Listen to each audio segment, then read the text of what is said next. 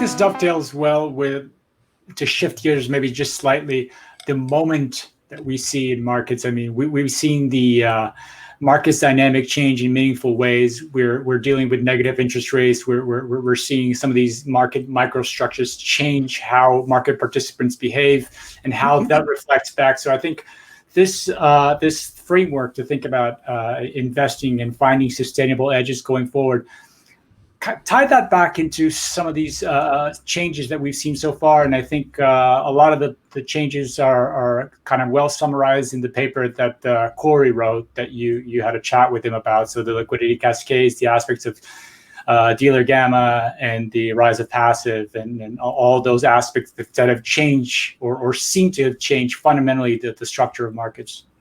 Yeah, so this is actually a really interesting dimension. And I think, and Corey and I have talked about this ad nauseum, but both on camera and off. But the whole CAPM theory of markets, like the entire canon of efficient markets, is predicated on efficiency of stock.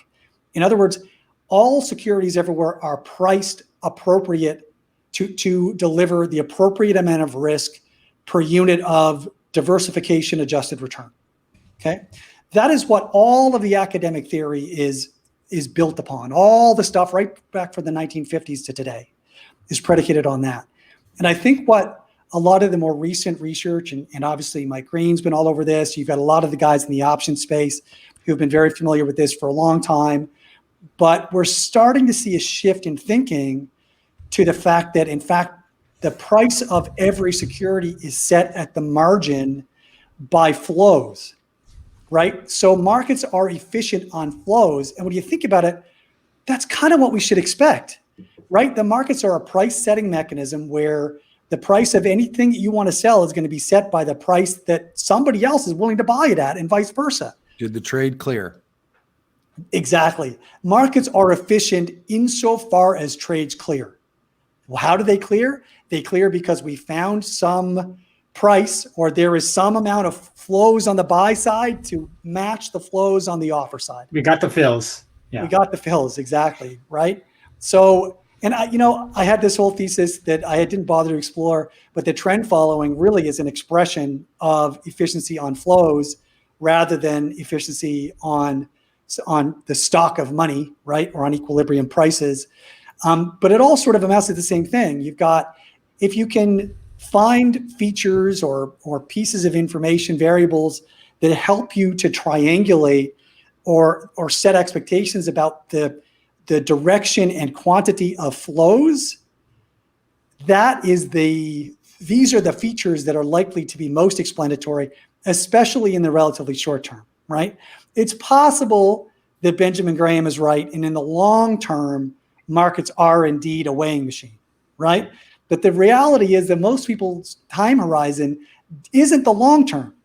It's the next 3 years, 5 years, 10 years, and that's not the long term where the markets are a weighing machine. Over horizons like that, it is all about flows. And it's a voting machine. It's a voting machine, exactly. And so if you don't account for features, one of which is probably trend and mean reversionary type dynamics and other higher moments, but if you're not and lots of other stuff like information from the option surface, and there's lots of attention right now from Squeeze Metrics and a few of his metrics, and I know 2 or 3 people that have replicated and built their own indices on that.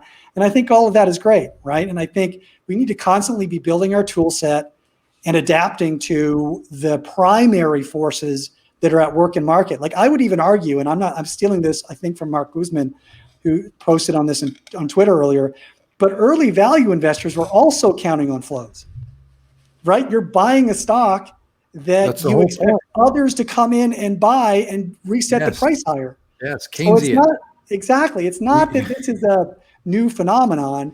It's probably that the sources of intermediate term flows have shifted from traditional active value investors to other dynamics such as dealer gamma and other stuff. But it was always about flows, and it's only about stock at horizons that nobody really cares about.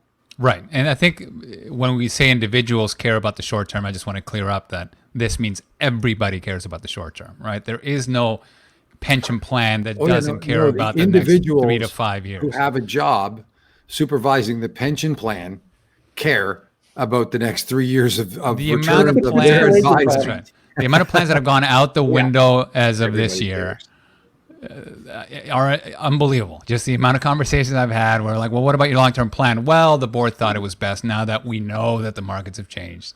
Well, that we what should about do the X, Y, and Z. management shift that we've seen, right? There's a constant 100%. management, whether all the way up, there's a top dog. He or she has a certain view on how things should be run, builds a team like that. Then you have the turnover in the team itself. I mean, we've experienced this for quite some time.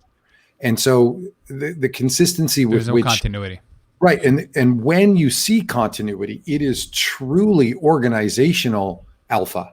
Like I would argue that is probably where it starts. It starts with somebody like Yale and Swenson, and maybe he was lucky. An maybe alpha he dog wasn't. that never retires, or an organizational structure that doesn't care about the individual. It's one of those two, right? Right. But basically we're seeing a principal agent problem at mass scale is what you guys are saying. Well, this is the whole point. Is that That's the market. pervasive. That That's is pervasive. the markets clearing is the only thing. Have you guys listened to Ben Eifert with Corey? I just listened to it this weekend, right? But if you wanna get a story about how flows influence the premium that you see on the volatility surface, it's a great podcast where he goes through, like, at this point, yes, if you're seeing these characteristics, you're going to get a premium. Nobody really cares about it, nobody was talking about it, you can actually capture that. And then it became popular. CBOE comes out with an index.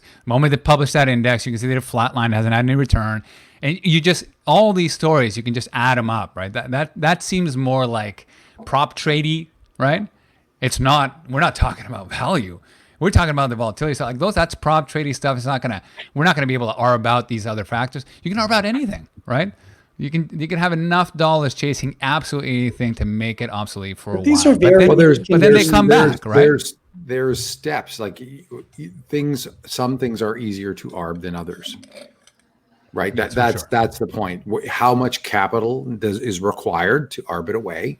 How easily can that capital be established from the standpoint? Can I gather other investors? Is it easy? Are the prop firms going to do it?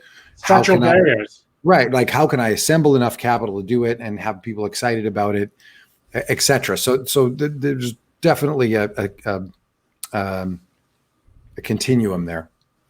It's also inconvenient from a political standpoint. I mean, what is the purpose of markets, right? It's to move capital from savers to smart allocators of capital. Is right? it? And is it? No, that is the stated purpose of markets. Yeah, right? right. It is what allows this Fed, what allows Powell, and what allows the Treasury to step in at every opportunity and preserve the stability of markets, because markets are supposed to serve this sanctimonious place in modern economies, right? They're for the efficient deployment of capital.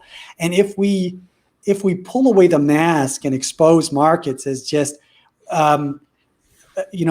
commons where incentivized agents are allocating to meet their own ends, and where the equilibrium prices don't actually provide any signaling value for what's going on in the economy, et cetera, then markets lose their utility.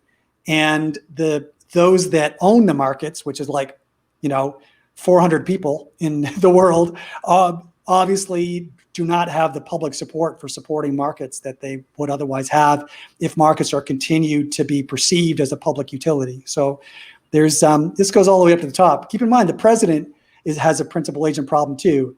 They have a 4-year term, and they're supposed to be setting policy that lives on far after they're out of office. Well, we're hoping that the stock market's doing so well right now.